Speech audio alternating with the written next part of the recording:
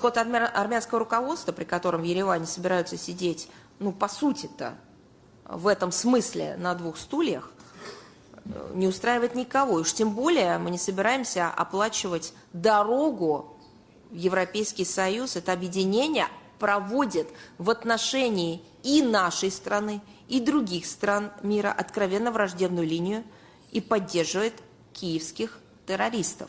Не просто поддерживает, а их финансирует.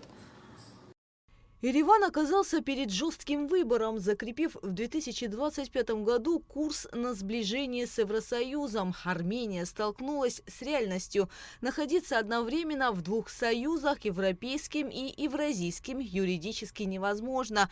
Партнеры по ЕАЭС – Россия, Беларусь, Казахстан и Кыргызстан – поставили вопрос ребром. Союзники уже готовят доклад о последствиях приостановки членства Армении, который предоставят к декабрю 2026 года и настаивают на всенародном референдуме. Однако премьер-министр Никол Пашинян расплывчато заявляет о возможном народном голосовании. До тех пор, пока существует выбор между Европейским Союзом и Евразийским экономическим союзом, столкновение между ними будет неизбежным. Решение, естественно, должен принять народ Армении на референдуме. В какой момент состоится этот референдум, это тоже очень серьезный вопрос. Во всяком случае, до тех пор, пока Армения официально не обратится к Европейскому Союзу с просьбой о вступлении в ЕС или получение статуса кандидата на вступление в Евросоюз. Но до этого пока еще очень далеко. Поэтому проводить какой-либо референдум выглядит нелогичным решением. При этом экономические аргументы противников разрыва с ЕАЭС выглядят весомо. Экономика Армении буквально сшита с российской. И вот главные цифры этой зависимости. Дешевый газ. Ереван покупает российское топливо почти в 4 раза дешевле, чем европейские страны. Финансовая подпитка за 2025 год. Трансферты из России составили рекордные 4 миллиарда долларов. Это 13% всего ВВП Армении. Критический экспорт на Россию завязано 36% всего товарооборота Армении. В РФ уходит 98% армянского агроэкспорта и 78% крепкого алкоголя. Быстро переориентировать эти объемы на рынок Евросоюза невозможно. В случае, если мы пойдем в Евросоюз, в Армении будет голод. Так как эти бездумно говорят «Европа, Европа», но так как у вас нет такого товарооборота, как с Россией, вы об этом вообще не должны думать. Сейчас они манипулируют. Мол, мы с Россией, ЕАЭС. Хорошо, но они врут. Они ведут Армению к краху. Если вы это хотите сделать, вы можете войти в Евросоюз через 20-25 лет. Но к тому времени Армения будет существовать. Считаем, что никакого плюса не будет, кроме подорожания 2-3 раза, начинаем, скажем, от газа, который мы получаем от России. Поэтому здесь каждый руководитель, каждый ответственный человек, который несет ответственность во благо народа, во благо страны, должен 100 раз подумать перед тем, какое-то решение принимать в дальнейшем, чтобы этот такой отношения дружеские, отношения межгосударственных процессах, чтобы народ не пострадал. Если он разрушит отношения, он ничего не получит, кроме плохого. И все, сегодня крестьяне в очень плохом положении. Вся сельское хозяйство, которое есть, промышленность, которая есть, она завязана с Россией.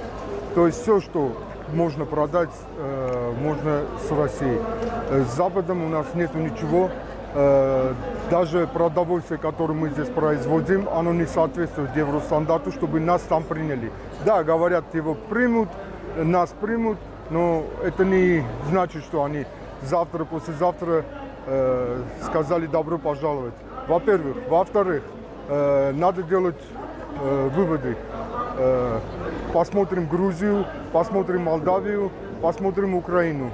исходя из этого можно решить, стоит ли нам с Западом иметь кое-какие дела или нет. В качестве альтернативных сценариев сторонники и противники европейского вектора приводят в пример две бывшие советские республики – Кыргызстан и Молдову. Санкционная изоляция Москвы неожиданно открыла для союзников новые ниши. Бишкек стал одним из главных хабов параллельного импорта в Россию. Как результат, ВВП Кыргызстана вырос с 9% в 2022 году до рекордных 11% в 2025. Кишинев выбрал форсированную интеграцию с ЕС и разрыв связей с СНГ. Итог оказался болезненным. В 2022 году экономика Молдовы рухнула более чем на 4%. К 2025 году началось восстановление, но рост крайне слабый, чуть более 2%. Президент России предупреждает об экономических последствиях, если Армения выйдет из состава ЕАЭС. Это не испортит наших гуманитарных связей, это не испортит наших политических связей. Но речь в данном случае идет о чисто экономических субстанциях. Все нужно посчитать, внимательно посмотреть и сделать решение, и принять решение. Я уже упоминал об этом. Кризис на Украине начался когда-то с попыток присоединения Украины к ЕС. Мы же не были против. Но мы говорили, послушайте, фитосанитарные, например, нормы совершенно разные. Прямо сегодня на завтра совместить одно с другим практически невозможно. Поэтому мы вынуждены будем где-то, не где-то, а по большому счету, практически всю нашу работу, в данном случае с Арменией, в сфере экономики, касающейся интеграционных процессов, свернуть. Предстоящее голосование 7 июня покажет, готовы ли граждане Армении заплатить столь высокую цену за гипотетическое членство в ЕС, отказавшись от реальных экономических выгод, которые сегодня удерживают страну на плаву. Решение за Ереваном, но экономическая реальность диктует свои жесткие правила. Гугу Савардания, Абхазское телевидение.